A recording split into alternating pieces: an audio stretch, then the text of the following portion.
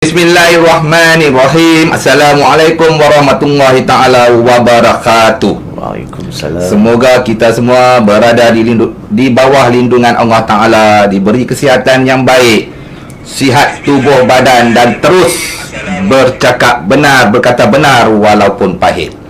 Hari ini seperti biasa, panelis tetap kita tak lain dan tak bukan Tuan Haji Hanif Katri yang begitu sibuk minggu ni. Muka kat sana, sat muka dekat sini, sat dekat situ. Apa abang Haji? Alhamdulillah, penat memang penat. Tapi nak buat macam mana? Dia ikut musim. Bila benda tu melibatkan isu perundangan, secara tiba-tiba jadi sibuk sikit, jadi penat sikit. Tapi Alhamdulillah, masih dapat berada di sini. Minggu ni pun memang Fazli, saya ada bicara penuh di mahkamah. Setiap petang daripada hari Isnin sampailah esok.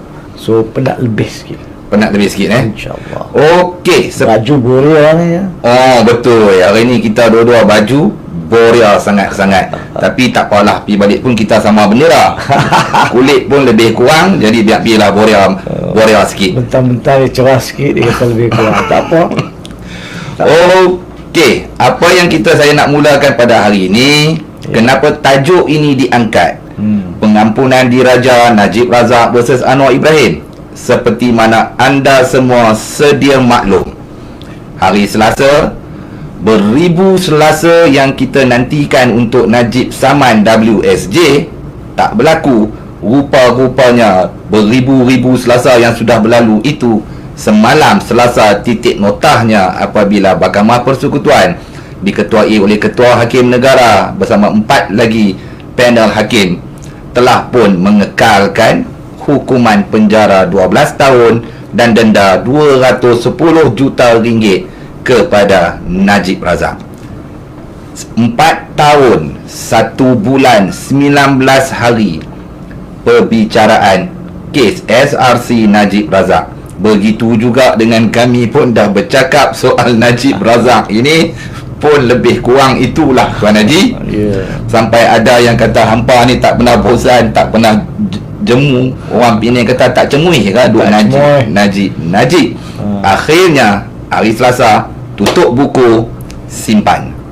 Saudara Fazli, sebelum Saudara Fazli teruskan dengan mukadimah, apabila Saudara Fazli menyentuh entah berapa ribu Selasa dah lepas sejak nak samban Wall Street Journal, sebenarnya tempoh dia adalah 7 tahun 1 bulan dan 16 hari. Saya nak kena tulis 7 tahun 1 bulan dan 16 hari selepas dia mula berjanji nak saman Wall Street Journal yang dia tak lakukan langsung. 7 tahun 1 bulan 16 hari selepas itu, pada hari Selasa itu 23 hari bulan Ogos, dia dimasukkan ke dalam penjara. Okey, ya Allah, angka-angka cukup hebat, hafal, melekat. 7 tahun 1 bulan 16 hari sejak dia umum nak saman. 7 Julai 2015. Wow. Okey Haji, setelah keputusan diumumkan, 5.40 petang, Najib dibawa melalui sebuah kenderaan SUV ikut laporan TV3 ke penjara Kajang. Tutup cerita itu. Selepas itu pelbagai reaksi, pelbagai cerita keluar daripada pemimpin-pemimpin UMNO. Kita dah tahu dah. Semua marah. Yang jadi mangsa Perdana Menteri yang juga naib Presiden UMNO dijadikan pancing bag. Semua menjurus ke arah Perdana Menteri. Kita simpan dulu yang tu. Akhir siaran saya nak Haji komen.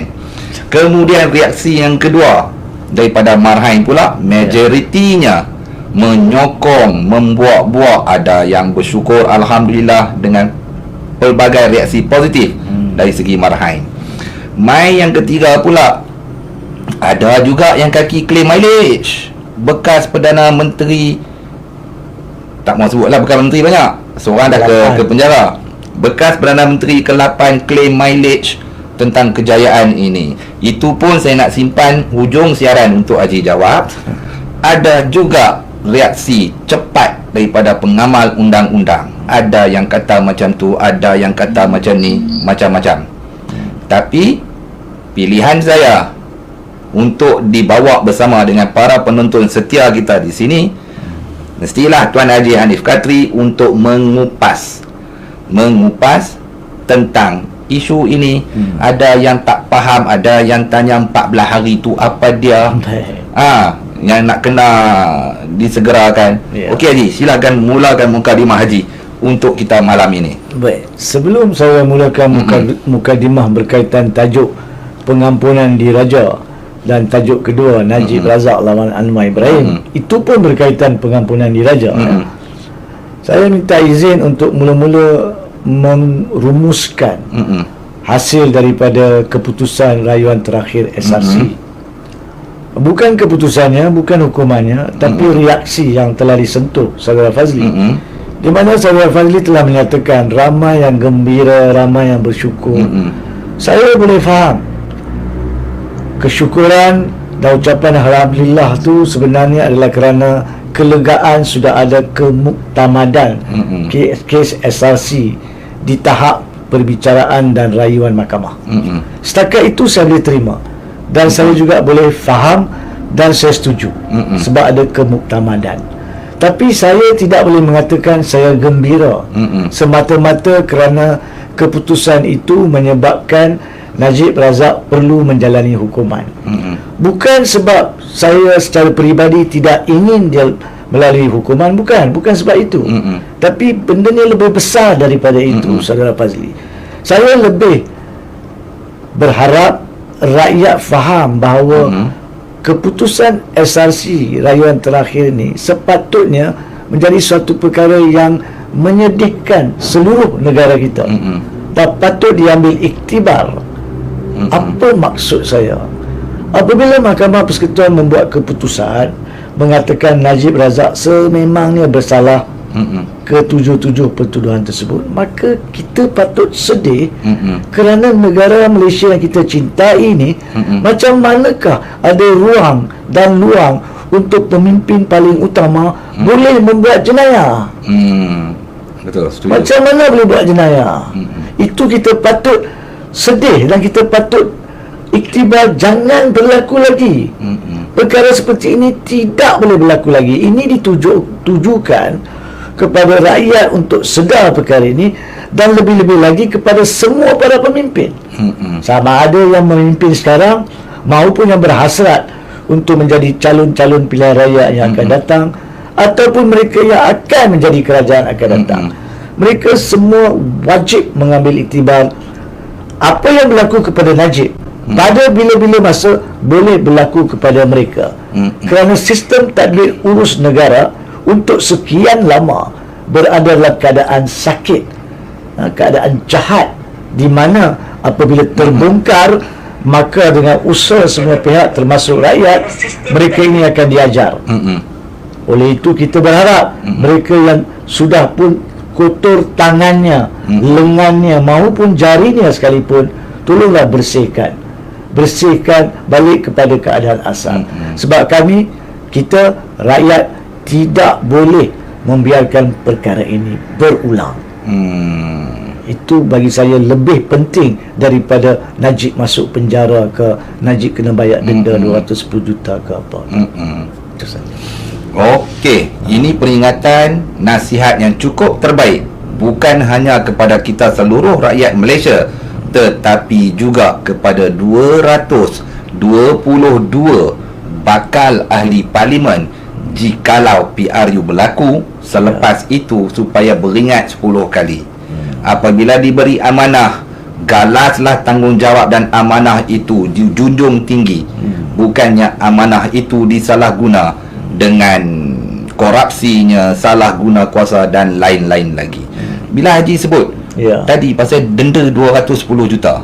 Ya, saya nak selit sikit boleh tak sebelum Haji pi ke pengampunan tu? Boleh. Penjara dikekalkan 12 tahun. Betul. Denda juga dikekalkan 210 juta. Tepat. Jikalau Najib tak mampu bayar 210 juta. Baik, satu soalan yang cukup baik. Oh, alhamdulillah. Sebab perkara ini telah pun dihubungi oleh beberapa pihak akhbar yang tidak begitu tahu apa yang berlaku. Soalannya sama. 210 juta ni macam mana kalau tak bayar? Bila kena bayar? Macam mana kalau bayar separuh, kalau tak bayar separuh dan sebagainya?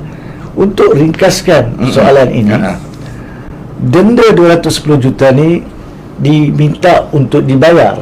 Tapi dari segi sistem perundangan, peruntukan undang-undang, tidak ada masa yang ditetapkan.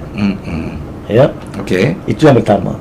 Tetapi hukuman penjara yang wajib dijalani oleh Najib sudah bermula adalah 12 tahun. Sebab yang lain berjalan serentak. Di 12 tahun ni pun rakyat kena faham. Bukan 12 tahun maksudnya darab dengan 365 hari dan campur 2 hari untuk leap year, Olympic year. Bukan lengkap 12 tahun atau 3 leap year. Bukan lengkap 12 tahun sebab kita ada hari cuti yang perlu diberi kepada banduan.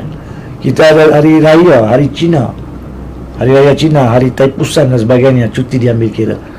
Begitu juga dengan kelakuan baik, itu untuk warden, pengarah penjara tentukan.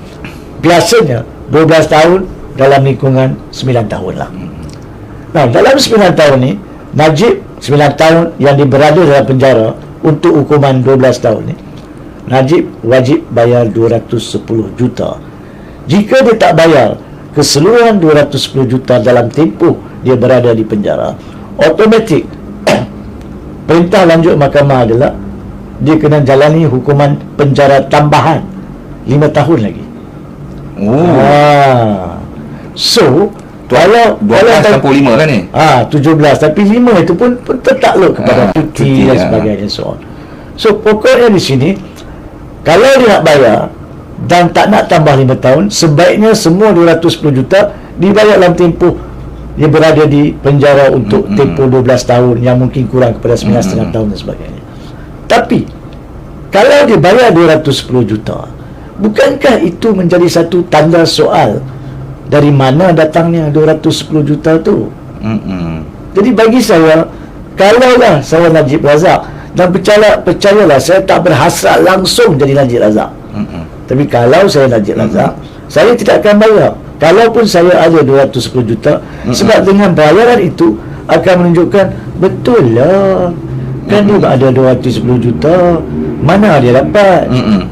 Adakah itu hasil daripada derma Arab yang dia kata tu, Tawan MDB? Jadi perkara ini rintitan kenyataan dia akan bercanggah. So dia, saya percaya, lebih sanggup untuk ditambah 5 tahun kepada 12 tahun. Tapi itu bukan maksud dia berharap berada di situ 12 tahun campur 5 tahun. Sebab ada perkara lain yang dia boleh lakukan yang kita akan bincangkan. Saya harap saya dah jawab soalan denda tadi. Terima kasih Tuan Haji. Jadi sekurangnya saya pun clear. Baik. Ada yang kata wow, baru tahu. Okey. Anda pun clear. Maksudnya 12 campur 5, 12 tahun penjara wajib. Dan dalam masa 12 tahun, kita ambil 12 tahun lah jangan tolak cuti. Baik. Najib Razak perlu membayar denda 210 juta itu semasa Najib berada di dalam penjara dalam tempoh 12 tahun. Jikalau gagal membuat pembayaran denda tersebut, dia akan ditambah lagi dengan 5 tahun penjara. Soalan cepu mas. Okey. Katalah dia ni baik jugalah. Dia cuba juga cari duit. Dia boleh bayar 21 juta saja. 10%. Jadi apa berlaku? Maka akan ditambah 90% daripada 5 tahun. Oh, macam tu. Ada formula pengurangan ikut berdenda yang kita dah bayar. Sebab undang-undang tak zalim. Undang-undang kata bayar 210 juta. Kalau tak bayar 210 juta, tambah 5 tahun. Tapi saya bayar 21 juta. Jadi saya tak bayar 189 juta. 189 juta. Jadi pengurangan perlu dibuat kepada tempoh saya 10%. Ini saya nak bagi faham dengan lengkap. Di mahkamah, matematika moderna pun penting. Ya, bukan saja sejarah, matematik pun penting. Baik.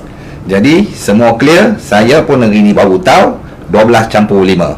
Jikalau denda 210 juta tak dibayar. Okey Haji. Baik. Kita tutup cerita tu. Kita pergi. Ramai yang tak faham apa yang dimaksudkan bila macam-macam pelbagai individu pengamal undang-undang mengeluarkan kenyataan agak berbeza-beza. Ada juga yang mengelirukan. Baik. Ramai marahan tak faham. 14 hari selepas Selasa semalam, dalam tempoh 14 hari beliau perlu membuat petisyen rayuan. Apa dia petition pengampunan tersebut? Baik.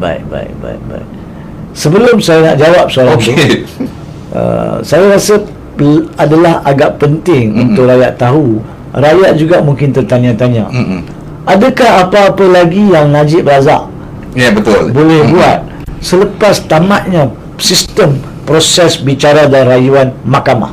Itu dah selesai. Itu sebab semua pemberita menamakannya sebagai rayuan terakhir SRC. Apa lagi yang Najib boleh buat?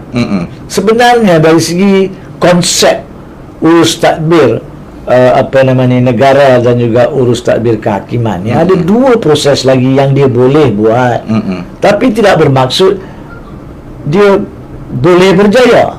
Boleh buat, maksud dia nak buat-buatlah, tapi memang sukar dan hampir ke tahap mustahil, terutamanya proses pertama. Saya cuma dengan ringkas nak sentuh proses pertama supaya rakyat faham. Ada dua proses. Proses pertama adalah di mana wujudnya satu konsep, walaupun sudah tamat rayuan, Najib Razak masih boleh failkan satu permohonan yang dipanggil semakan. Semakan ni bukan rayuan. Semakan ni bukan bermaksud dia ulang balik hujah mengatakan hakim salah di sini faktanya, hakim salah di situ undang-undangnya. Tidak. Sama ada salah atau tak salah, itu dah selesai di mahkamah rayuan terakhir. Ya, dia tak boleh tengok balik fakta-fakta berkaitan SRC ni. Jadi semakan ni apa dia? Semakan ni, kalaulah dalam pandangan mahkamah yang menyemak nanti mendapati terdapat suatu ketidakaturan yang melanggar konsep keadilan sejagat, melanggar kedaulatan undang-undang, hak undang-undang sejati kepada orang yang merayu, barulah mahkamah boleh melaksanakannya. Untuk mudahkan cerita, tadi ada 2-3 ayat perundangan lah. Untuk mudahkan cerita, macam ni lah, saya sendiri pernah bawa semakan di Mahkamah Persekutuan 4 atau 5 kes dalam tempoh saya menjadi peguam. 4 atau 5 kes tu pun semuanya saya kalah. Dan begitu juga ramai pengamal undang-undang di luar telah membawa kes-kes semakan dan kebanyakannya kalah. Kalau ditanya saya peratusan macam mana semakan yang berjaya, tak sampai pun 0.1%. Wih, yes. maksudnya Kerana apa? Macam mana boleh semak? Contohnya lagi, dan bagi contoh baru faham. Kan ada 5 hakim yang dengar kes. Katalah sekarang ni, hari tu dia dengar dan dibuat keputusan Selasa. Katalah keputusan tak dibuat Selasa, mereka tangguhkan untuk 1 bulan buat keputusan. Tiba-tiba na'udzubillah, ada 2 orang meninggal dunia, 2 orang lagi sakit, tinggal seorang buat keputusan. Persoalannya, sah ke keputusan satu orang? Soalan itu tak ada kena-mengena dengan fakta SRC. Nampak tak? Itu yang boleh dibawa untuk semak. Satu lagi contoh, katalah walaupun keputusan telah diberi hari Selasa, tiba-tiba minggu depan baru dapat maklumat daripada RQK pula, bukan RPK, RQK pula bagi pendapat, bagi maklumat mengatakan Hakim A tu dia merupakan penasihat utama kepada SRC. Hakim B dia merupakan penasihat Maybank. Hakim C merupakan penasihat M-Bank. Hakim D nasihat Bank Negara. Hakim E nasihat pula 1MDB. Jadi semua hakim tu macam Nazlan hari tu kononnya, semua bagi nasihat kepada semua bank yang terlibat dalam urusan SRC, semua syarikat terlibat dalam urusan SRC. Barulah persoal, adakah ini konflik kepentingan? Tapi jangan kita lupa yang Nazlan hari itu pun mereka tak berjaya nak buktikan bahawa aligasi konflik kepentingan itu berjaya. Tapi kalau ada konflik kepentingan lagi, maka mereka perlu buktikan melalui semakan. Itu maksud semakan. Sebab tu 0.01%. Okey. Awak dah tambah 1-0 depan tu. Jadi itu proses yang ada. Dan semakan ni ramai keliru. Ada juga peguam yang selalu keliru mengatakan semakan kehakiman. Ini bukan semakan kehakiman. Semakan kehakiman adalah macam kes muda dan pejuang failkan semakan kehakiman kerana Menteri Dalam Negeri tidak membuat keputusan pendaftaran parti, itu dipanggil judicial review. Semakan kehakiman yang bermula di Mahkamah Tinggi. Ini nak semak atas ketidakadilan melampau, miscarriage of justice. Just review, bukan semakan kehakiman. Tapi lupakan pasal perbezaan nama. Inti dia saya harap kita dah faham. Inti dia adalah dalam semakan you tak sebut pun SRC langsung. You tak sebut pun 42 juta langsung. Baik, awak cuma sebut apakah keadaan yang menyebabkan keputusan boleh dipersoal. Bukan dari segi fakta dan undang-undang, daripada perkara yang berbeza yang di luar kawalan dan kontrol. Okey. Itu yang pertama. Faham itu satu dia boleh faham. Itu pun dia boleh faham bila-bila. Semalam dia masuk kan penjara. Mungkin malam semalam peguam dia dah siapkan permohonan semakan. Apa namanya, semua selamat maju jaya lah kalau dah siap file permohonan. Tapi walaupun mereka filekan permohonan, itu tidak bermakna Najib boleh dikeluarkan jaminan. Tetap duduk dalam. Tetap duduk dalam. Sebab tidak ada peruntukan undang-undang yang membenarkan mahkamah membiarkan orang yang dalam penjara keluar dulu semata-mata sebab dia buat permohonan. Tidak ada. Dan kalau ada mahkamah yang membenarkan jaminan itu, maka saya lah yang amat terkejut. Saya amat terkejut sebab tidak ada peruntukan undang-undang, tidak ada nas seperti itu. Dan saya yakin perkara seperti ini tidak akan diubah suai sewenang-wenangnya oleh mahkamah. Jadi Najib kena duduk dalam. Bila permohonan ditetapkan, jika ada, barulah OTP. Apa tu OTP? Order to produce. Mahkamah Persekutuan mengarahkan pejabat pendaftaran keluarkan dokumen bernama perintah untuk menampilkan, order to produce, di mana perintah itu diserahkan kepada penjara yang dia berada, dan penjara itu wajib membawa dengan escort ke Mahkamah Persekutuan pada hari pendengaran bicara semakan. Kalau dia menang, bebas. Kalau dia kalah, escort balik, masuk balik penjara. Celah boleh? Celah. Bawa keluar dia, pergi ke mahkamah, gari ke bau? Ada. Bila escort tu daripada proses prosedur dia. Tak sajalah nak tahu. Dia ada proses prosedur. Bila masuk mahkamah, bila permohonan didengar, gari kena dibuka jika pun digari. Dan di sini saya nak kena nyatakan sedikit. Pasal ada juga persoalan tentang 1MDB. Kes dia masih berlarutan. Jadi Najib nak kena keluar masuk. Sekejap lagi saya akan sentuh perkara ni. Tapi pasal semakan ni, kita kena faham, mahkamah ni dia bukan bertindak zalim dalam prosedurnya. Kalau dia percaya escort yang ada dah memadai dan berkemampuan lebih daripada kemampuan, gari tidak dikenakan kepada orang lain sekalipun. Apatah lagi Najib Razak. Itu yang pertama. Keduanya, kalau gari dikenakan sementara menunggu pemanggilan fail, dan bila fail dipanggil, gari akan dibuka. Gari perlu dibuka bila dia masuk balik kotak tertuduh. Dia kena duduk situ tanpa gari. Sebab bila orang diadili, orang itu tidak boleh diberi tekanan, kerana itu menjadi kezaliman. So dia kena hati dia terbuka, dia kena rela hati. Macam mana dia rela hati kalau tangan bergari di dalam kotak tertuduh? So proses ni, prosedur ni dilalui oleh mahkamah beratus tahun. Bukan soal Najib Razak saja. Saya akan sentuh tentang kes-kes lain sebentar lagi ya. Sekarang ni,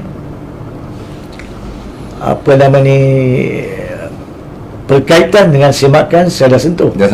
Kalau dia kalah, dia escort balik ke penjara. Dan itulah dia. Selesailah semakan. Selesaikanlah hukuman yang awak telah diberikan dan perkara lanjut. Itu proses pertama. Tapi pada masa yang sama, terdapat satu lagi proses, pengampunan diraja. Topik pada hari ini. Dah berapa minit baru nak masuk? Maaf, banyak soalan apa dia. Jangan salahkan saya. Di pengampunan diraja ni adalah proses kedua yang boleh dicuba oleh Najib untuk kurangkan ataupun bebas diri dia daripada hukuman penjara yang ada. Nah, pengampunan diraja ni tiada kena mengena dengan mahkamah. Mahkamah tidak ada urusan tentang pengampunan diraja. Tiada kena mengena dengan pendakwa raya, polis ataupun siapa-siapa lain. Pengampunan diraja adalah budi bicara mutlak ke bawah duli Yang di-Pertuan Agong, kerana ini adalah berkaitan perkara yang dituduh di Kuala Lumpur. Kalau di Selangor, ke bawah duli Sultan Selangor. Okay? Jadi ini budi bicara mutlak Agong. Dan pengampunan ni, lembaga pengampunan terdiri daripada 5 orang, iaitu Peguam Negara, Menteri Wilayah Persekutuan, dan 3 orang lagi anggota dipilih, dilantik, dilantik oleh Kebawah Duli Yang di-Pertuan Agong setiap 2 tahun kebiasaannya. Permohonan untuk pengampunan diraja pada dasarnya diterima oleh ramai pengamal undang-undang sebagai hak untuk mengurangkan, membatalkan atau menangguhkan hukuman sahaja. Itu fahaman ramai orang. Betul, saya setuju. Baik. Tetapi ada juga fahaman segelintir orang di mana kononnya Kebawah Duli Yang di-Pertuan Agong boleh juga bukan sahaja membatalkan hukuman, boleh juga menidakkan sabitan, yakni keputusan mahkamah mengatakan anda bersalah apa sekalipun salah anda, kononnya Agong boleh batalkan sabitan. Di situ ada khilaf, ada perbezaan pendapat berkaitan dengan asal usul pengampunan diraja beratus tahun dulu. Okey. Dan bagaimana ianya disebut di dalam perlembagaan di bawah perkara 42. Itulah menjadi focal point dalam kes Datuk Seri Anwar Ibrahim yang masih berada di Mahkamah Persekutuan. Saya tidak akan berbincang panjang lebar tentang kes itu sebab saya adalah kaunsul utama yang menghujahkan bagi tujuan membatalkan pengampunan diraja berkaitan sabitan. Sebab di situ menurut pengampunannya hukuman Datuk Seri Anwar Ibrahim telah pun dibatalkan atau telah pun dihapuskan. Itu tiada masalah. Dari segi perlembagaan semua pihak setuju. Itu kuasa mutlak baginda tuan. Tapi disebabkan ada bahagian pengampunan itu memberikan kenyataan bahawa kesalahan yang dilakukan seolah-olah tidak pernah dilakukan, seolah-olah Anwar Ibrahim adalah seorang bayi yang baru lahir suci. Di situ yang menjadi khilaf, yang rakyat ataupun segolongan pengamal undang-undang percaya tidak mungkin kuasa pengampunan boleh membatalkan sabitan, sebab mahkamah yang mendapati kebersalahan. Agung cuma memberi pengampunan. Apa maksud ampun? Ampun adalah untuk menidakkan hukuman kesalahan, bukan ampunkan kesalahan. Kesalahan tidak boleh diampunkan. Tapi ini khilaf ni akan diputuskan di Mahkamah Persekutuan, sehingga itu ia menjadi satu duluan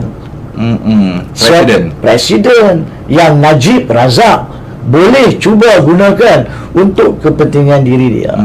Jadi di sini saya nak tanyalah para penonton dan para pemimpin politik yang pada masa pengampunan diraja dalam bentuk yang telah diberi kepada Anwar Ibrahim diberi pada masa itu 14 Mei 2018, dan apabila ianya dicabar oleh seorang peguam dan rakyat Malaysia, Khairul Azam, dan apabila diwakili saya sebagai kaunsul utama, ramai yang menyoal, kenapa pula nak cabar? Bukankah kerajaan Pakatan yang bersetuju untuk beri? Derhaka kepada Yang di-Pertuan Agong. Macam-macam. Nampak tak sekarang? Kalau tak dicabar, tak diperoleh penjelasan, maka ramai daripada mereka akan menggunakan contoh itu untuk kepentingan peribadi mereka. Sebab ahli politik ni mata diorang sepet, diorang cuma nampak 1 inci di depan untuk kepentingan peribadi. Masalah Malaysia, masalah tadbir urus negara 4 tahun, 10 tahun, 15 tahun mereka tak nampak. Sebab itu bila ada cabaran dibuat, terus dikutuk, dikecam. Tapi pada hakikatnya cabaran itu kalau telah didengar memihak, maka Najib Razak mungkin pun dah kecut lagi. Tak ada duluan yang dia boleh ikut. Nak kurangkan hukuman, kuranglah. Tapi sabitannya masih bersalah. Kita kena tambah balik bila kita bandingkan dengan antara Anwar Ibrahim dengan Najib Razak. So permohonan itu boleh dibuat. Balik kepada soalan asal, apa tu 14 hari? Kan? Ya. Baik. Now, untuk kita faham, Najib Razak dia sebenarnya telah dituduh pada masa itu dia merupakan seorang ahli Dewan Rakyat Pekan, dan di bawah undang-undang perlembagaan kita ada, apabila seseorang itu didapati bersalah mana-mana jenayah dan hukuman yang dikenakan tidak kurang daripada 12 bulan dan tidak kurang daripada denda RM2,000, maknanya kata lebih daripada itu, maka lucut dia punya kerusi. Oh, ahli parlimen tu. Yes. Okey, di bawah perkara 48 pasal 1 E for England kecil. Boleh baca. Itu peruntukan asas perlembagaan. Tetapi di bawah perkara 48 pasal 4A dikatakan, kalau seseorang yang telah kalah di Mahkamah Tinggi macam Najib Razak, dan dalam tempoh 14 hari dia filekan rayuan di Mahkamah Rayuan, maka kerusi dia tak lucut lagi. Oh, okey. Dia masih jadi ahli parlimen. Sebab itulah apabila Mahkamah Tinggi mendapati Najib Razak bersalah pada 28 hari bulan Julai 2020, tapi dia filekan rayuan ke Mahkamah Rayuan dalam tempoh 14 hari, dia masih jadi ahli parlimen. Dia masih pergi parlimen. Dia masih pergi debat belanjawan 2021. Jangan kita lupa. Dan pelbagai hari lain dia pergi parlimen, sebab dia masih ahli parlimen. Digantung pelucutan. Walaupun hukuman dah melampau, tapi digantung sebab dia merayu. Masa dia pergi Mahkamah Rayuan.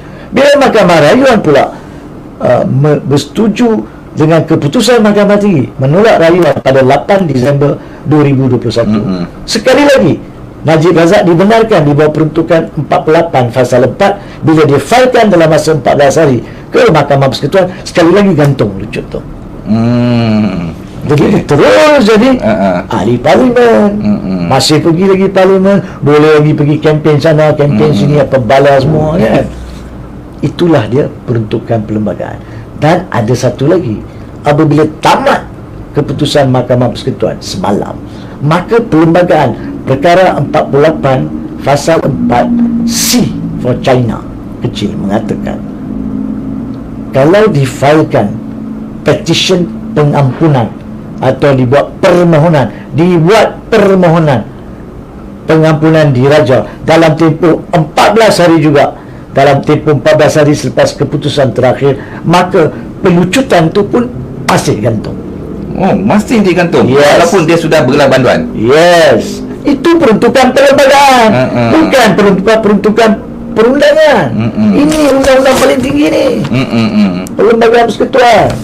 Dah diselamatkan kedudukan ahli parlimen sampai selesai segala proses untuk dia bebaskan diri atau kurangkan hukuman. Nampak tak? Jadi sekarang ni yang orang kata Najib Razak kena file dalam 14 hari, bukan kena file. Kalau Najib Razak masih berminat nak kekal jadi ahli parlimen pekan, walaupun dia berada di dalam penjara sekalipun, maka dia boleh menentukan dia masih jadi ahli Dewan Rakyat Pekan dengan memfilekan petition pengampunan diraja dalam tempoh 14 hari. Itu maksud dia. Soalan lanjut orang tanya, so boleh ke lembaga pengampunan buat keputusan dalam 14 hari? Saya tak kata dia kena dapat keputusan. Mahkamah Tinggi hari itu buat keputusan 28 Julai. 14 hari dalam selepas 28 Julai ya adalah 11 Ogos. Keputusan Mahkamah Rayuan bila? 8 Disember. Bukankah keputusan di luar 14 hari Mahkamah Rayuan? Tak ada jadi isu. Dia dah file rayuan dalam 14 hari. Macam juga Mahkamah Rayuan, keputusan 8 Disember dia filekan rayuan ke Mahkamah Persekutuan dalam 14 hari, iaitu sebelum 22 Disember 2021. Keputusan bila? Baru semalam, 23 Ogos 2022. So sama juga pengampunan, dia kena file dalam 14 hari, tapi keputusan boleh 4 tahun kemudian, 3 tahun kemudian, 2 tahun kemudian, tak jadi isu. Tapi selama permohonan itu dibuat, dia masih kekal jadi ahli parlimen pekan. Kalau ada persidangan parlimen, dia boleh buat permohonan untuk pergi, tertakluk kepada penjara nak bagi atau tidak.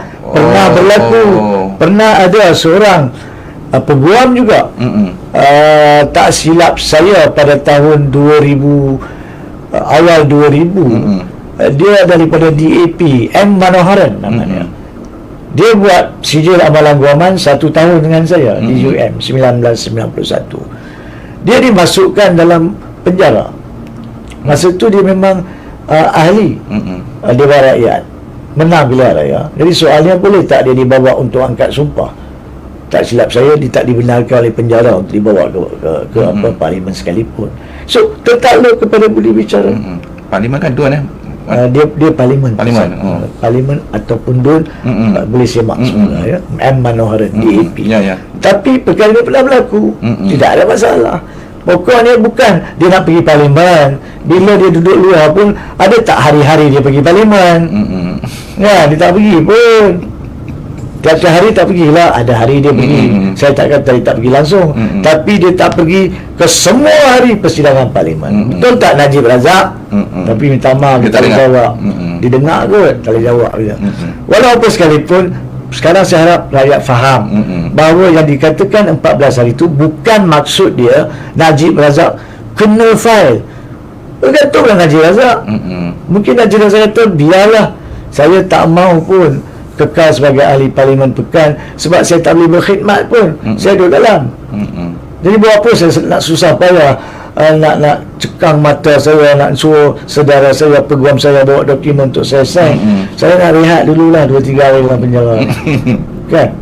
Jadi tak semestinya nak file. Tetapi kalau dia tak file dalam 14 hari, maka lucutlah, jatuhlah kerusi parlimen Pekan, gugurlah pada hari ke-15, iaitu lepas 14 hari, iaitu 37 Ogos bersamaan dengan 6 September. Pada 6 September, kalau tiada petition pengampunan diraja difailkan oleh Najib, sama ada oleh dia ataupun wakil-wakilnya, waris-warisnya, maka kosonglah kursi. Okey. Baik. Apa berlaku kalau kosong kursi? Kena ada PRK ke? Tak ada. Dah tahu dah.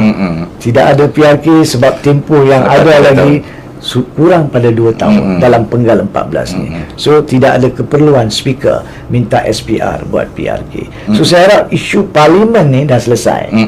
Now, sekarang kita datang kepada isu yang lanjut. Bagaimana pula pengampunan diraja ni boleh disandarkan sebagai satu harapan oleh Najib Razak? Baik. Untuk perkara itu, saya minta izin minum air dulu. Silakan Tuan Haji. Terima kasih. Okey, tadi ada juga yang terlampau prihatin tadi, kata Fazli tolong fokus. Bagus. Itu satu peringatan yang bagus pada saya. Tapi saya nak jawab juga lah, bukan tak mau fokus. Time tu lah dapat soalan terlintas nak tulis. Lepas tu waktu itu jugalah nak baca juga komen-komen anda semua yang banyak sangat yang bagus-bagus. Tapi apapun, selepas 45 minit hari ni kita terlupa Haji nak ucapkan kepada semua penonton-penonton terima kasih kerana mengikuti siaran langsung kami ini. Minggu lepas siaran langsung ini, Majlis Ilmu ini cukup hebat. Selepas live di Facebook, kami akan muat naik rakaman itu di YouTube. Selepas itu kami akan potong setiap tajuk-tajuk secara khusus dan dimuat naik di TikTok dan juga di Facebook page saya sendiri, Fazli Muhammad. Minggu lepas cerita pasal Najib juga. Saya rasa hebat. 400,000 lebih tontonan. Tahniah Tuan Haji. Macam dari planet Mars pun ada. Itulah. Terima kasih pada Tuan Haji kerana kupasan Tuan Haji memberi kepuasan kepada rakyat Malaysia. Saya pun terkejut bila tengok kan, dah buat naik di TikTok, di YouTube, di Facebook page. Wow. Kali pas suka tengok rambut awak yang color silver tu. Oh, saya rambut color platinum aja. Oh, platinum. Lagi mahal. Okey. Terima kasih sekali lagi kepada semua anda yang sentiasa mengikuti Majlis Ilmu. Saya mempertahankan majlis ini, bual bicara santai ini, sebenar-benar semata-mata ilmu untuk memberi anda dan kita semua memahami selok belok perlembagaan ataupun perundangan. Okey Haji, ayak pun dah minum? Dah, alhamdulillah. Tolong sambung tentang pengampunan ini. Saya ada juga 1-2 perkara mengikut pengalaman Haji ataupun mengikut pengalaman perundangan di Malaysia, Mahkamah Persekutuan. Mahkamah Persekutuan adalah pengampunan diraja. Ya. Ada tak pemimpin-pemimpin yang menerima pengampunan berbeza. Satu, dia kena dapat pengampunan penuh dari segi hukuman, settle. Ada tak yang dapat pula penjara 10 tahun, dapat pengampunan tinggal 5 tahun. Ada tak yang dapat hebat, special macam Anwar Ibrahim? Baik. Wow, satu soalan yang meliputi sejarah. Tapi bagus soalannya sebab lebih mudah untuk dipahami. Antara para pemimpin politik yang paling awal terlibat dalam urusan pengampunan diraja adalah Allahyarham Datuk Harun Idris. Datuk Harun Idris telah pun dipenjarakan di atas isu berkaitan dengan, dikatakan pada masa itu, skandal bank rakyat. Dan selepas beliau berada di dalam penjara, maka penjara itu bukan seumur hidup pun pada masa itu, dia telah dikurangkan. Tapi saya percaya pada masa itu dia sudah berada dalam penjara tidak kurang daripada 6 bulan. Tidak kurang, baru dikurangkan kepada beberapa tahun oleh ke bawah duli Sultan Selangor, tak silap saya ketika itu tak silap saya. Dan dia telah diberi pengurangan hukuman, bukan pembebasan penuh daripada sabitan, pengurangan hukuman. Tiba masanya dikeluarkan daripada penjara. Datuk Mukhtar Hashim telah dituduh membunuh, Seksyen 302. Hukumannya hukuman gantung. Dia melalui 2 proses pengampunan. Satu, pengampunan daripada hukum gantung kepada penjara seumur hidup. Satu pengampunan. Kemudian lepas beberapa tahun, tak silap saya hampir 10 tahun lebih, kemudian diberi pengampunan daripada seumur hidup kepada jumlah yang lebih kurang, yang lebih rendah, dan didapat keluar. Jangan kita lupa, kedua-dua mereka telah berkhidmat kepada negara. Ya, Datuk Harun Idris kita tahu banyak mana dia sudah berkhidmat di Selangor dan juga kepada persekutuan. Walaupun ada kesalahan yang dilakukan, jenayah, tapi mahkamah telah mengambil kira untuk hukuman, dan Agung boleh mengambil kira untuk pengampunan. Sebab itu kedua-dua mereka dikurangkan. Tapi kedua-dua mereka tidak dibatalkan sabitan. Tiada isu pun mereka minta untuk pengampunan penuh supaya dapat bertanding dalam pilihan raya. Mereka tak minta pun, sebab pada masa itu masyarakat lebih bermoral.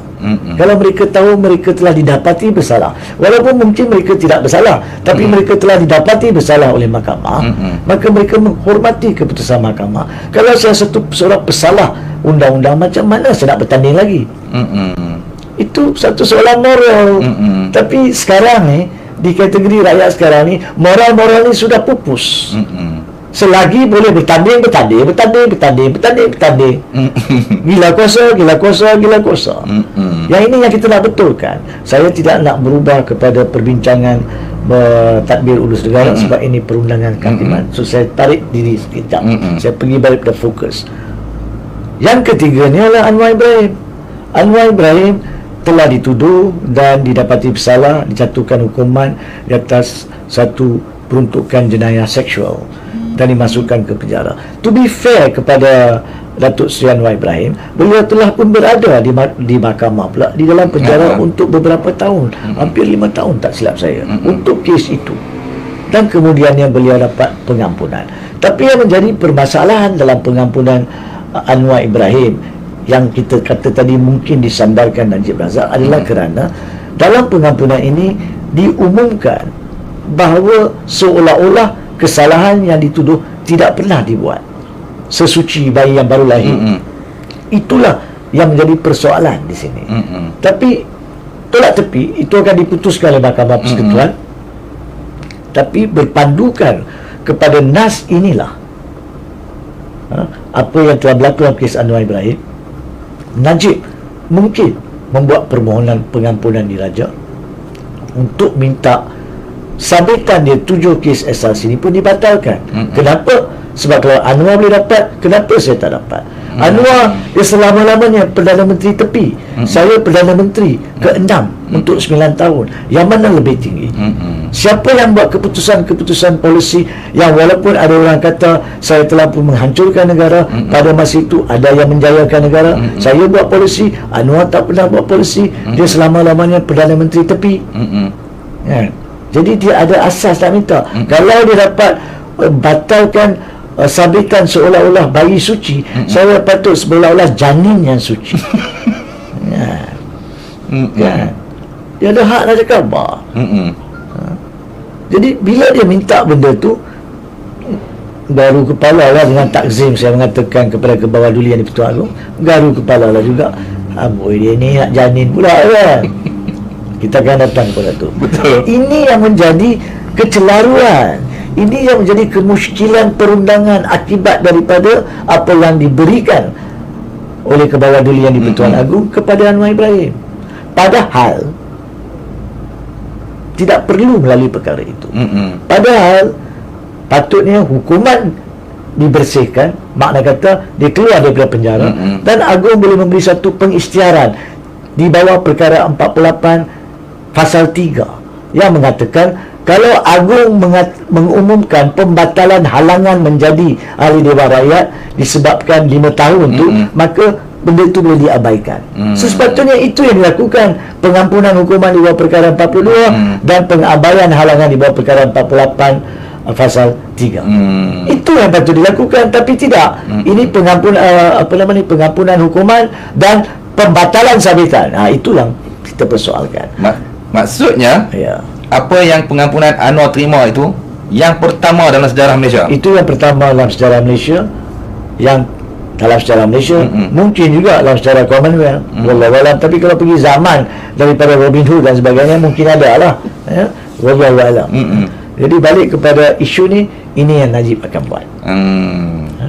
Jadi walau apa sekalipun, rakyat juga kena faham, ada dua perbezaan ketara antara isu Najib Razak dan Anwar Ibrahim yang akan memuskilkan Najib Razak memperolehi apa yang diperolehi oleh Anwar Ibrahim, ataupun menjadi kesukaran Najib Razak untuk mengurangkan hukumannya sekalipun. Kenapa? Yang pertama sekali, to be fair kepada Anwar Ibrahim, kesalahan yang dihadapi atau disabitkan kesalahan adalah apa yang dikategorikan dalam jenayah sebagai jenayah peribadi, iaitu antara dia dengan seorang mangsa yang dikatakan pada masa itu dia telah liwat. Dia bukannya dengan seluruh rakyat Malaysia. Dan dia cuma menghadapi satu sabitan, satu pertuduhan itu pada masa di penjara. Tapi Najib Razak, pertuduhan yang dihadapi adalah dalam bentuk sama ada salah laku rasuah, ataupun pecah amanah jenayah, ataupun gubahan wang haram.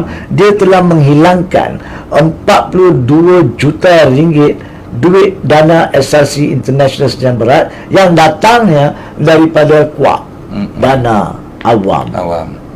Jadi kesalahan dia ni bukan meliwat satu orang, tapi merogol dan meliwat 32.7 juta rakyat Malaysia.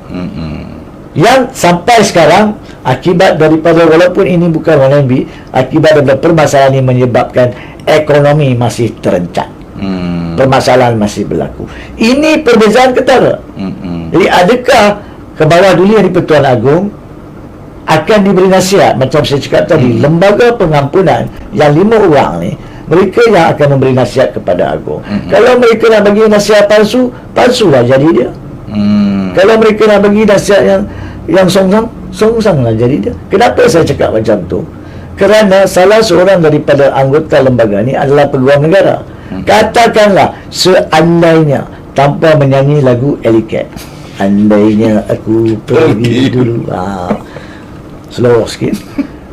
Seandainya Barisan Nasional yang mereka menganggap mereka menang PRU15 menang, dan kemudian Perdana Menteri seperti kejahatan biasa yang mereka masih belum belajar, mereka tak boleh jahat, masih nak menasihati Agong untuk buang peguam negara sekarang, ganti dengan peguam negara yang memihak kepada mereka, mungkin namanya Apundu Walu masuk, maka mereka boleh minta Apundu Walu, peguam negara Apandi Syahri, tak salah menasihati kepada baginda tuanku dalam lembaga pengampunan untuk memberi pengampunan, walaupun kesalahannya adalah kepada 32.7 juta.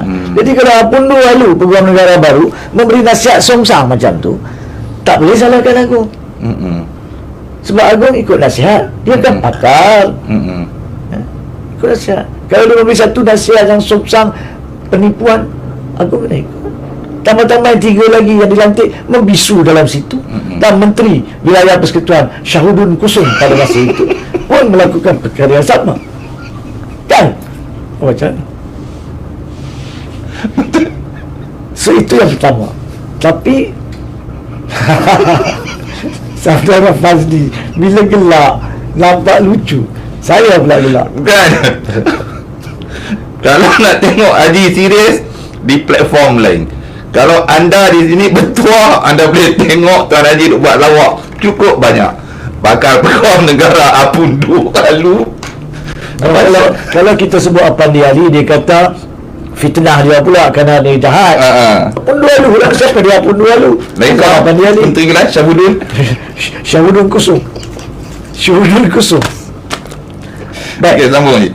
Kembali kepada isu yang lebih penting ya, yang ketara, yang perbezaan antara Najib Razak dan Anwar Ibrahim. Macam kita sentuh tadi, Anwar Ibrahim berada di penjara untuk satu pertuduhan yang telah didapati bersalah. Tetapi pada masa itu Anwar Ibrahim tidak mempunyai pertuduhan-pertuduhan lain di luar. Now, Najib Razak yang sudah masuk untuk SRC, kalau dia minta pengampunan diraja untuk SRC, bukankah masih dia menghadapi pelbagai pertuduhan untuk kes 1MDB yang sudah berjalan kes pendakwa raya berbelas saksi setakat ini? Bukankah dia menghadapi perbicaraan pertuduhan mengubah secara salah laporan audit negara yang sudah berjalan perbicaraan kes pendakwaan? Bukankah dia masih belum bermula bicara 4 atau 6 pertuduhan bersama Irwan Siregar berkaitan 1MDB IP? So, macam mana? Munasabahkah Agong nak melayan permohonan pengampunan SRC? Dan kalau diampunkan, dia pergi balik keluar, bukannya dia bebas. Dia pergi mahkamah lain. Masuk akal? Bagaimanakah nak diberi pengampunan hukuman sedangkan dia ada lagi kes-kes lain yang belum selesai? Ini kemusykilan yang akan dihadapi oleh Najib Razak. Jadi saya tak faham kenapa rakyat terlampau gabrah, besar, seolah-olah Najib nak keluar esok. Sebab kalau ke bawah duli yang di-Pertuan Agong tidak mengambil kira perkara-perkara ini ya, dan dengan penuh takzim saya menyatakan, seperti mana saya nyatakan dalam Jom Channel semalam, walaupun budi bicara mutlak ni adalah budi bicara mutlak Agong, rakyat semua percaya dan yakin Agong adalah ke bawah duli yang bijaksana. Perkara-perkara asas seperti ini, kalau nak beri pengampunan, maka semestinya orang itu boleh balik kepada kehidupan biasa. Tapi kalau bagi pengampunan dan kemudian esok dia pergi ke mahkamah lain bicara lagi, apa guna bagi pengampunan? Dan apakah asas bagi pengampunan? Orang itu menghadapi lagi pertuduhan lain. Ini adalah apa yang saya percaya rakyat akan tertanya-tanya. Dan saya yakin ke bawah duli yang di-Pertuan Agong akan mengambil kira kekhawatiran ini, kemusykilan ini, dan tidak begitu mudah seperti mana Anwar Ibrahim mendapat pengampunan untuk Najib Razak mendapat pengampunan. Walau apa sekalipun, kalaulah apa yang kita tekankan ini dan dizahirkan melalui setakat yang saya baca petang tadi, lebih kurang 35,000 tanda tangan, mungkin by now sudah 50,000 tanda tangan yang petition supaya jika ada pun pengampunan diraja dipohon oleh Najib tidak dilayan oleh Agong. Saya khawatir kalau perkara ini tidak diambil kira, bukan soal petition saja, soal-soal perundangan tadi, maka mungkin akan tiba masanya sekurang-kurangnya rakyat Malaysia akan meminta agar kuasa pengampunan diambil keluar daripada tangan diraja dan diwujudkan satu institusi lain di bawah perlembagaan yang melaksanakan kuasa pengampunan. Saya khawatir perkara itu berlaku. Sebab itulah menjadi tanggungjawab semua pihak. Tadi kita dah sentuh tentang kita sepatut ambil iktibar daripada keputusan Najib, semua pihak pemimpin politik dan penjawat awam dan sebagainya. Begitu juga ke bawah duli-duli yang di-Pertuan Agong, sultan-sultan dan raja-raja perlu mengambil iktibar supaya mana-mana keputusan yang dibuat di bawah perlembagaan tidak akan menimbulkan keresahan kepada rakyat. Sebab rakyat seluas-luasnya, sememang-memangnya menghormati institusi diraja. Jangan sampai perkara itu pula dipersoalkan. Ya, ini bukannya suatu cabaran, tidak. Semalam bila saya cakap begitu, ada komen mengatakan jangan cabar. Anda kena faham apa itu perbincangan ilmiah. Betul. Dan apa itu cabaran atau ugutan. Dan ugutan anda kononnya apa yang saya buat adalah cabaran, saya tidak terima langsung ugutan yang dangkal seperti itu. Ya, kita berbincang untuk mencari ilmu. Betul. Allah lorongkan saya sebagai peguam yang mungkin ada ilmu dalam ini untuk dikongsikan. Kalau saya salah, itu adalah kelemahan diri sendiri, yang betul daripada Allah. Jadi jangan cuba nak ugut saya, sebab pihak berkuasa ada di luar. Mereka boleh menilai keseluruhan video ini untuk menentukan apa yang dinyatakan adalah tuhmahan, ugutan, tekanan ataupun perbincangan ilmiah. Dan saya tak khawatir perkara tersebut. Balik kepada topik perbincangan, justru mana-mana institusi diraja pun perlu mengambil iktibar daripada keputusan yang telah berlaku, iaitu yang salah tetap salah, yang betul tetap betul. Walau apa sekalipun, ya, ini tidak bermakna saya mengatakan Najib Razak tidak berhak membuat permohonan. Dia nak buat, dia boleh buat. Tapi adakah permohonan itu wajib dilayan, wajar dilayan, wajar diberikan ataupun tidak? Itu adalah untuk lembaga penasihat diraja menasihati ke bawah duli yang di-Pertuan Agong dengan betul dan tepat. Jangan ikut naluri politik atau emosi sendiri. Sebab kalau anda buat salah, nanti mungkin anda juga kena macam mana Apundu Walu kena. Baik. Okey. Setia dan terus setia. Habis kot cerita pengampunan diraja? InsyaAllah, melainkan kalau ada soalan tambahan. Saya rasa semua orang dah faham. Baik. Okey, jadi saya nak tukang tengok tadi ada juga saya terlintas tadi daripada mana dia ni, apa penonton kita. Okey, saya nak muat naik yang ni, tengok kes Anwar. 42 Perlembagaan Persekutuan menyatakan bahawa Agong berkuasa beri ampun, tunda hukum dan lega hukum. Kenapakah Anwar mencabar lembaga pengampunan sedangkan ia sudah diampunkan oleh Agong? Apakah maksud lega hukum? Okey, kes Najib, sekiranya Najib diberikan ampun oleh Agong, bagaimanakah dengan kes yang sedang dan akan berlangsung ketika ini? Adakah terhapus ke mana? Okey, itu saya ingat dah Haji dah jawab tadi. Tak apa, saya cuba rumuskan kedua-duanya. Yang pertamanya saya daripada Amri Ismail, thank you for question. Terima kasih. Terima kasih. Soalan okey ada. Sebenarnya saudara Amri Ismail minta maaf kalau awak mungkin salah faham dengan apa yang telah saya nyatakan tadi. Bukan Anwar Ibrahim yang mencabar pengampunan diri dia. Dia tak cabar. Ada seorang peguam, anak guam saya yang cabar. Khairul Azam nama dia. Dan saya merupakan peguam untuk Khairul Azam di situ. Anwar mestilah tak cabar sebab pengampunan tu menguntungkan dia. Jadi kalau ada silap dengar ke apa tadi, saya minta maaf. Yang mencabar adalah orang lain. Anwar membela, Anwar hadir untuk membela pengampunan dia melalui peguamnya, Gopal Siram, dan juga peguam, wakil peguam negara hadir dalam perbicaraan setakat ini dan pada 15 November yang akan datang. Baik, itu yang pertama. Yang keduanya, betul,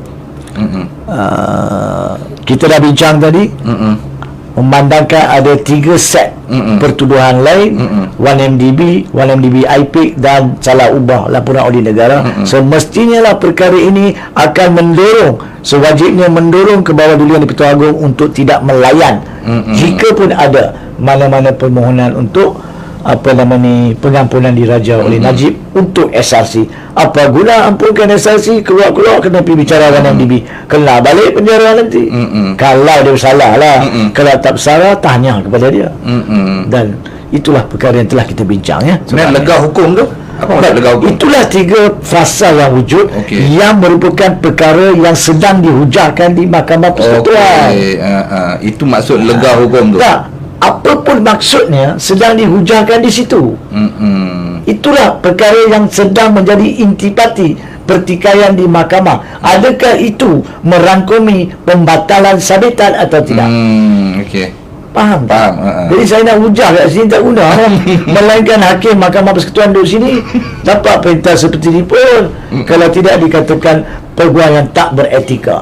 Sebab peguam tidak wajar berkongsikan hujah yang dia sedang berhujah di mahkamah di media sosial kerana boleh memberi anggapan yang salah dan pihak penentang saya tidak berada di sini untuk memberikan pandangan dia. So saya tidak boleh berhujah di hadapan tuan-tuan dan puan-puan. Saya minta maaf, tapi saya boleh nyatakan bahawa hujah itu wujud di peringkat mana di mahkamah.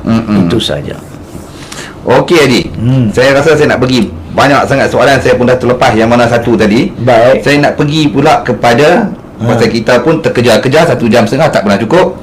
Saya nak pergi pula kepada reaksi tadi tu. Okey. Pengampunan diraja saya rasa semua dah faham kot. Baik. Clear? Boleh tutup cerita kot? Boleh. Kita nak pergi pula kepada pelbagai reaksi. Baik. Saya nak Haji bagi pandangan Haji tentang pemimpin-pemimpin UMNO yang tidak berpuas hati dengan keputusan ini dan menjadikan Perdana Menteri Ismail Sabri sebagai sasaran, sebagai punching bag. Adakah mereka nak tunjukkan kepada rakyat Malaysia seolah-olah kerana Datuk Ismail Sabri tak tolong Najib ke penjara, seolah-olah mahkamah ini boleh dijual beli? Ada 2 bahagian yang perlu disentuh dalam persepsi dan reaksi oleh pihak-pihak pemimpin, secara khususnya UMNO di sini. Yang pertamanya sebenarnya, alhamdulillah dan patut semua rakyat mengangkat tangan, memberi sekalung tahniah kepada Perdana Menteri ke-9 sekarang kan, dah 99 Ismail Sabri Yaakob, kerana beliau seperti mana sepatutnya dan sewajibnya tidak mencampuri urusan kehakiman.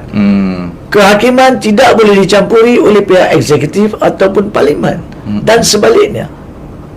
Inilah menjadi kesakitan dan keuzuran negara kita selama ini. Bagaimanakah para pemimpin UMNO nak marah dengan Ismail Sabri kerana ditabak benda jahat? How could you do that?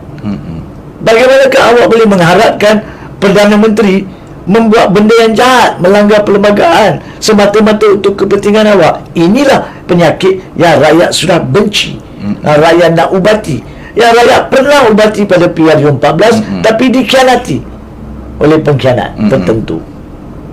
So saya tak nampak, tak masuk akal bagaimanakah pemimpin UMNO boleh marah Ismail Sabri seolah-olah apa yang mereka suruh dia buat adalah benda yang benar, dibenarkan di sisi undang-undang. Tidak. Dan sepatutnya semua para pemimpin politik patut menjiwai dan mengikuti apa yang Ismail Sabri tidak lakukan pada kes ini. Tidak mencampuri. Sama ada pada masa hadapannya kerajaannya adalah Barisan Nasional atau UMNO, maupun Pakatan Harapan dan PKR, ataupun Perikatan Nasional dan Bersatu, maupun GTA dan Pejuang. Siapa sekalipun parti tidak boleh langsung dalam apa keadaan sekalipun minta atau membiarkan Perdana Menteri untuk mencampuri urusan mahkamah atau urusan parlimen. Tak boleh. Dan kalau Perdana Menteri itu buat salah, macam mana Najib buat salah pasal SRC, maka Menteri kena bersuara, bukan duduk diam-diam. Macam mana UMNO sampai sekarang duduk diam-diam. Ini adalah kebacoran yang melampau, kerosakan yang teruk sangat. Ini bukan soal UMNO. Kalau ini dibuat oleh Pakatan, ini dibuat oleh Perikatan, benda yang sama saya akan ungkapkan. Tidak boleh, negara tidak boleh mempunyai perkara seperti ini. Dan untuk melengkapkan jawapan bahagian keduanya, Saudara Fadli, masalah dengan Zaid Hamidi dan juga antara lain Ashraf Wajdi yang mula-mula cakap ni adalah kerana mereka ni tak baca rentetan peristiwa mahkamah. Mereka ni macam katak di bawah tempurung. Perkara perkembangan semasa berlaku di mahkamah, bacalah. Islam suruh ikra. Ashraf Wajdi baca. Apakah rentetan peristiwa? Saya rumuskan 29 April mahkamah tetapkan tarikh rayuan terakhir pada 15 Ogos, 3 bulan setengah terlebih dahulu. Ya. Pada masa itu sudah pun dikatakan kononnya nak panggil Jonathan Laidlaw pada Januari diumumkan. Kononnya nak filekan permohonan untuk konflik kepentingan Nazlan pada bulan Mac, 13 Mac diumumkan. Tapi pada masa mahkamah tetapkan tarikh rayuan 15 Ogos pada 29 April, pada masa itu belum pun dia file dua permohonan ini. Kenapa dia tak file? Zaid Hamidi tanya tak kat Najib? Ashraf Wajdi tanya tak kat bos? Kenapa tak file? Kenapa malas nak file? Kenapa malas nak bela diri sendiri? Kenapa tak pentingkan kedudukan dan kebebasan diri sendiri? Kalau macam ni layan kepentingan diri sendiri, macam mana dia layan kepentingan negara masa jadi Perdana Menteri? Itu baru satu saya sebut. Belum saya huraikan macam mana Laidlaw tidak dibenarkan masuk pada 21/7, pada 26/7 satu-satunya peguam yang ada pun dia buang. Bodoh kan? Betul. Rayuan pada 15 Ogos, mahkamah dah kata takkan tangguh, you try bawa masuk Jonathan Laidlaw, fine, you try. Mahkamah tak bagi Jonathan Laidlaw masuk. Dah lah Jonathan Laidlaw tak masuk, peguam yang ada awak buang. Bangkal. Lepas itu nak kata mahkamah tak adil. Zaid Hamidi nak kata mahkamah tak adil. Sepatutnya ambil cermin paling besar di PWTC, letak di hadapan muka Najib Razak, Zaid Hamidi dan Ashraf Wajdi. Semua cakap tak adil akan melantung kepada diri mereka sendiri. Mereka yang tidak adil. Ini dalam laporan media. Tak baca ke laporan media Melayu? Bukan suruh baca bahasa Inggeris. Maksudnya retorik politik lah kot. Bukan nak suruh baca Gujarati. Tak, ini yang saya nak tekankan kepada rakyat. Kita wajib benci retorika politik. Politik tidak boleh mengatasi undang-undang dan perlembagaan. Berapa kali kita nak cakap, kalau awak nak dengar orang politik cakap undang-undang, ya, baik awak dengar para alamawan bercakap bola sepak. Baik awak dengar tukang masak bercakap pasal seni. Baik awak panggil tukang wayang untuk mengajar budak-budak di sekolah. Takkan nak cacah marba macam tu.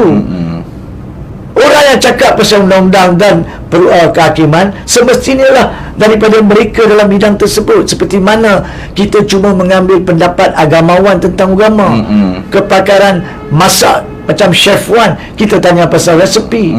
Kalau kita nak tahu pasal wayang, mungkin kita jemput Mak Kilau, tapi dia pun Allahuakbar. Kita jemput pula siapa nama ni, Yusuf Aslam dan anak dia.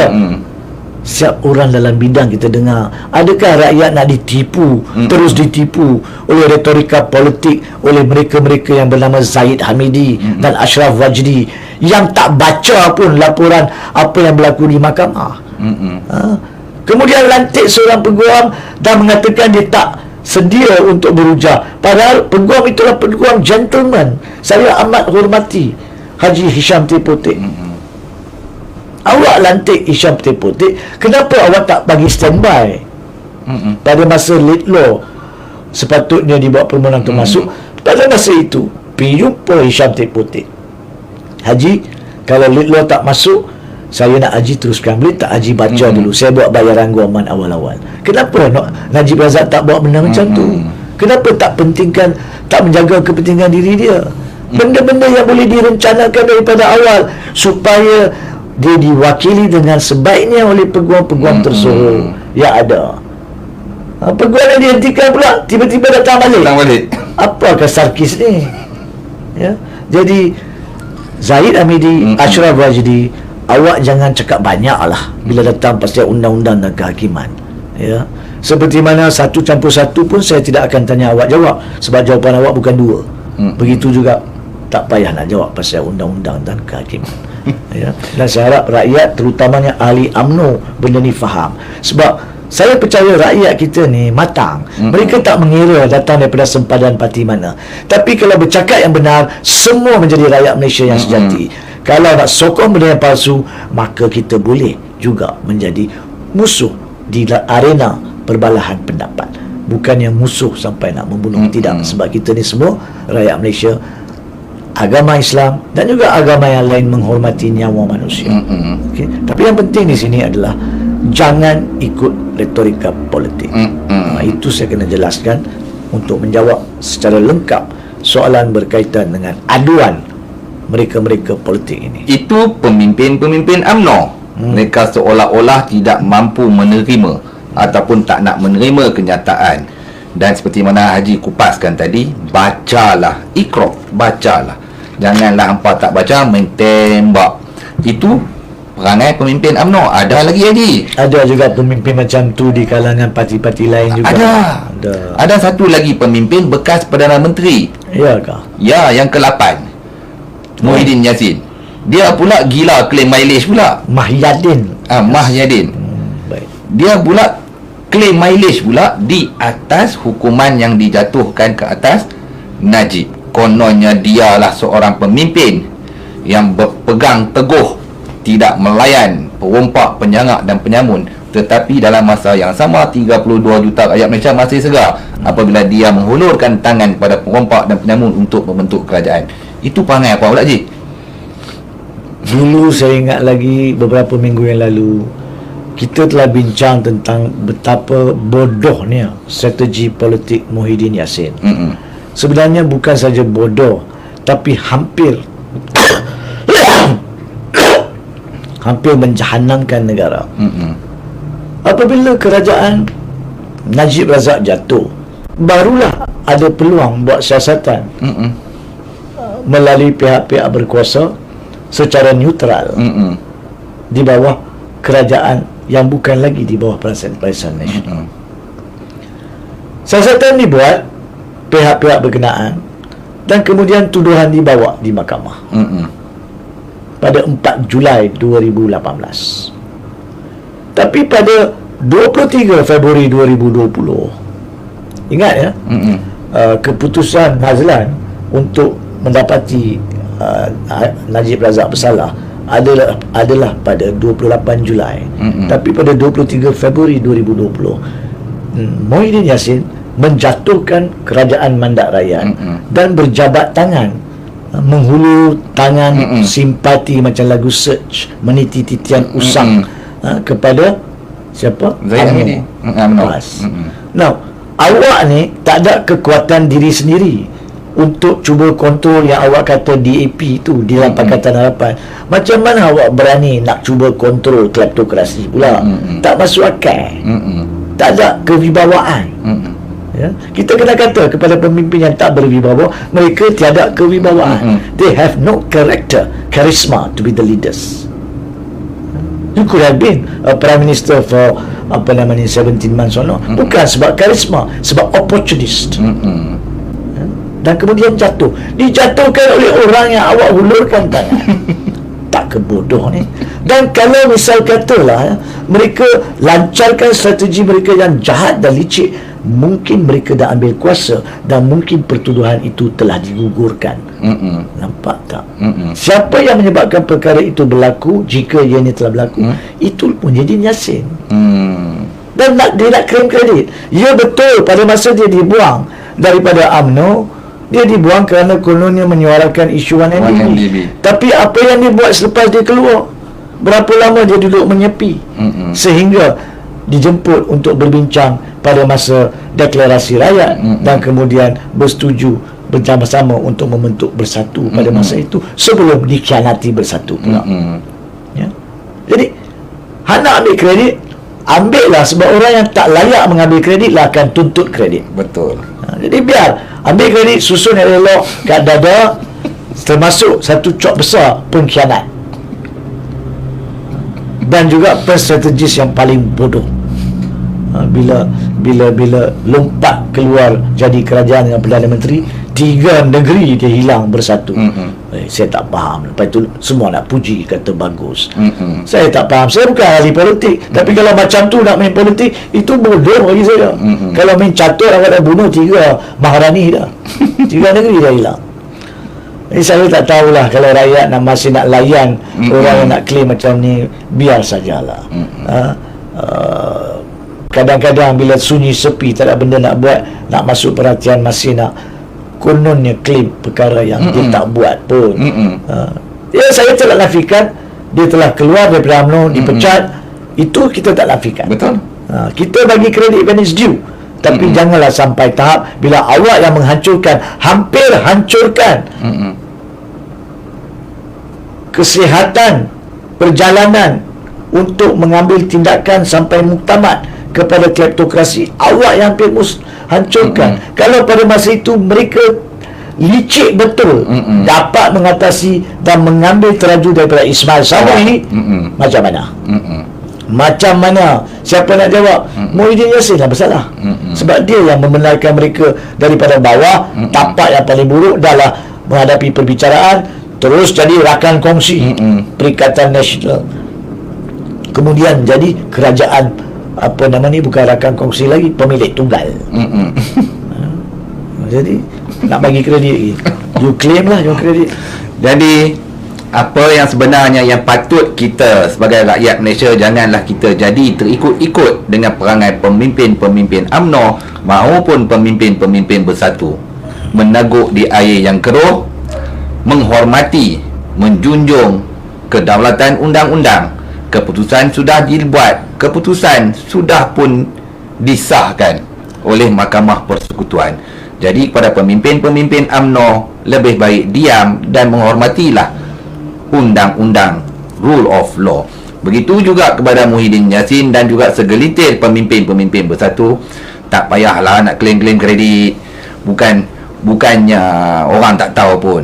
Semua orang Malaysia pun tahu siapa yang berhak untuk klaim kredit, siapa yang tidak berhak, siapa yang berprinsip memperjuangkan dan tak nak langsung berjabat tangan dengan kleptokrasi. Dan kalau kita sebenarnya berjuang demi negara yang tercinta, maka kalau sejujur dan seikhlas perjuangan kita, kita tidak ada hak untuk klaim apa-apa kredit. Maka boleh dipersoalkan keikhlasan dan kejujuran mereka semua. Bukan saja Tan Sri Muhyiddin Yassin, sesiapa saja yang nak claim kredit, saya nak persoalkan kejujuran dan keikhlasan perjuangan mereka, tak kiralah parti mana sekalipun. Okay. Ingat, kita kembali kepada 23 Februari 2020 ketika langkah syaitan yang diketuai oleh Muhyiddin Yassin, ketika mereka berjumpa dengan Tun Dr. Mahathir, meminta Tun Dr. Mahathir menjadi Perdana Menteri. Dek kerana ada pemimpin-pemimpin kleptokrasi, Tun Dr. Mahathir menolak tawaran tersebut. Siapa yang lebih berprinsip tetapi yang mencapai berjabat tangan dan berpelukan dengan kleptokrasi dan kluster-kluster mahkamah yang lain adalah Muhyiddin Yassin itu sendiri. Okey Tuan Haji. Ya, saya rasa tajuk kita ni cukup pendek dan padat. Haji dah kupas dan olah cukup cantik. Dan saya rasa Haji pun ini akan bercakap tentang tajuk pengampunan diraja ni yang terakhir. Ya, sebenarnya betul Saudara Fazli dan para penonton. Sejak daripada beberapa hari lalu dan kemuncaknya semalam dan hari ini, banyak pihak pemberita telah menghubungi untuk bertanyakan selok-belok pengampunan diraja untuk mereka faham. Dan saya dah penat dah dah penat memberi voice message dan video dan juga penulisan berkaitan pengampunan diraja.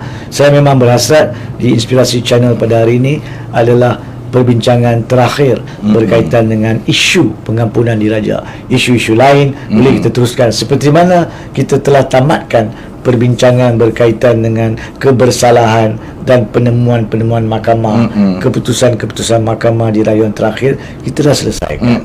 Ya, jadi besar kemungkinan lepas daripada ini kita boleh pergi kepada isu-isu lanjut daripada itu, supaya kita kembangkan minda kita, kita kembangkan pahaman kita, keluar daripada satu isu kepada isu lain. Tapi bila kita keluar, jangan kita pula lupa apa yang berlaku tu, sebab ini yang memberi pengajaran kepada kita, memberi bimbingan kepada kita supaya kita berusaha ke arah negara yang sihat.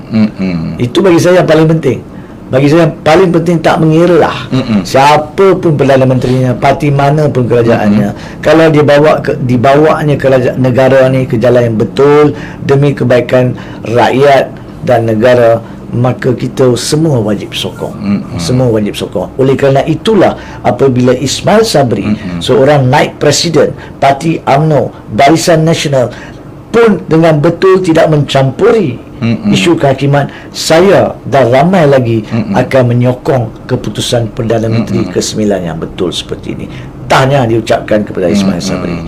Ya, terima kasih. Yang betul kita sokong. Kita bukanlah haprak sangat sampai tak tahu menilai antara intan maupun kaca.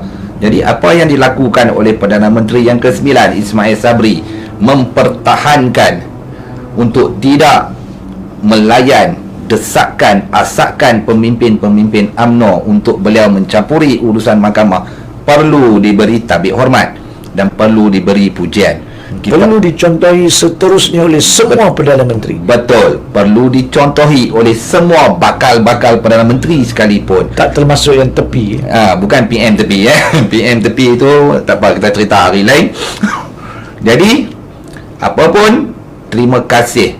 Kita bersiaran dah bertahun-tahun, bercerita tentang Najib ni pun dah bertahun-tahun. Pelbagai topik demi topik kita dah bawa. Dan hari ini saya rasa boleh kita tutup macam mana Tuan Haji cakap. Satu perkara yang saya teringat, selit tadi, teruskan. Tutup tadi, tapi satu perkara teringat, saya khawatir ada pendengar yang mungkin tidak puas hati sebab soalan tu awal tadi. Soalannya adalah bagaimana dengan kes-kes yang Najib masih menghadapi, macam mana ia ni akan berjalan. Now, selagi kes-kes itu masih berjalan, apa yang berlaku adalah mahkamah berkenaan akan mengeluarkan satu dokumen dipanggil OTP, Order to Produce, ya, iaitu perintah untuk penampilan.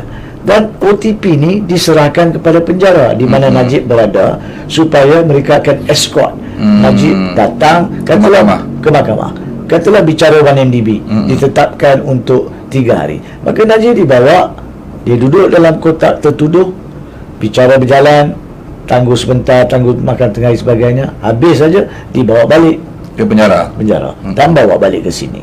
Begitulah. Jadi dia akan datang untuk setiap bicara yang mahkamah tetapkan, di escort dari penjara. Okey, itu rakyat kena faham. Pada masa di escort memang dia datang dalam baju penjara, tapi untuk berlaku adil, ya, sesiapa sahaja diberi kebenaran untuk menukar baju biasa semasa berada di mahkamah. Dan bila dia balik, dia kenalah pakai balik baju penjara, kan, sebab dia nak masuk balik rumah baru tersebut. Nah, di sini juga saya mengambil kesempatan untuk memperjelaskan keselamatan setiap banduan adalah tanggungjawab kepada penjara. Bukan saja Najib Razak, mana-mana Perdana Menteri sekalipun, semestinya lah ada ramai orang yang suka dan ada ramai juga yang benci. Betul. Sebab pada masa dia menjadi Perdana Menteri, dalam fikiran segolongan ini ada benda yang dia buat yang menyusahkan mereka. Jadi kalau Perdana Menteri macam Najib Razak yang masuk penjara diletakkan satu sel, satu tempat terbuka dengan banduan-banduan lain, keselamatan Najib Razak tidak boleh dijamin oleh pihak penjara. Dan kalau apa-apa berlaku, maka penjara kena jawab. Dalam keadaan seperti itu, tidak ada pelanggaran undang-undang atau kedaulatan undang-undang maupun bukannya undang-undang 2 darjat sekiranya beliau diasingkan ke bilik lain. Berasingan. Bilik berbeza tak bermaksud bilik istimewa. Bukan saya mengatakan di sini dia patut diberi santapan di Raja Udang Galah. Tidak. Kalau itu berlaku, itu boleh dipersoalkan kepada ketua pengarah penjara berkenaan. Bukan maksudnya dia boleh dibenarkan isteri atau isteri-isteri dan anak-anak menjarahi beliau siang, malam, pagi, petang. Kalau itu berlaku, maka itu adalah penyalahgunaan. Kita kena nyatakan daripada sekarang supaya pihak warden tahu bahawa rakyat tahu apa undang-undang. Tapi ya, Najib perlu diberi suatu keselamatan sebab bukan soal Najib, mana-mana menteri sekalipun jika masuk penjara, keputusan-keputusan yang mereka buat semasa mereka mentadbir negara, semestinya ada golongan di dalam penjara beberapa ratus orang ni yang mungkin benci mereka, yang mungkin menyebabkan mereka ini menjadi penjenayah. So inilah peluang terbaik untuk balas dendam. Takkan tak pernah tengok cerita Hindustan, cerita Tamil. Bukan palsu semuanya, betul. So penjara akan menjaga keselamatan banduan-banduan yang datangnya daripada dalam seperti kata tu VVIP, bukan untuk diberi layanan VVIP, untuk diberi keselamatan. Saya harap rakyat faham. Sebelum tanya, kita dah jawab. Okey, terima kasih banyak-banyak sekali lagi. Saya pun cukup puas. Sekian lama, akhirnya keputusan pun sudah pun disaji dan dihidangkan kepada seluruh rakyat Malaysia dan seluruh dunia. Jadi mungkin minggu-minggu mendatang ini cerita Najib tutup dulu lah kot. Satu bab tentang SRC apa semua ni dah habis. Cerita tentang apa itu pengampunan diraja pun dah Haji kupaskan dengan cukup cantik tadi. Terima kasih ke atas perhatian anda semua. Terima kasih kepada Tuan Haji Hanif Katri yang tidak pernah jemu-jemu setiap minggu bersama dengan kita untuk memberi penerangan, perincian, kupasan tentang ilmu yang cukup menarik yang kita semua bukanlah ahli, iaitu perlembagaan dan perundangan. Akhir kalam daripada saya. Yang baik hanya datang daripada Allah Ta'ala, yang jahil hanya datang daripada saya dan kita semua. Mohon ampun dan maaf jikalau ada tersalah bahasa, terkasar kata yang mengguris hati, mencuit hati dan perasaan anda semua di luar sana. Bunyi macam seloka. Ya, pasal happy dah. Alhamdulillah. Jadi sampai jumpa lagi insya-Allah minggu depan dengan tajuk yang lain. Assalamualaikum warahmatullahi taala wabarakatuh.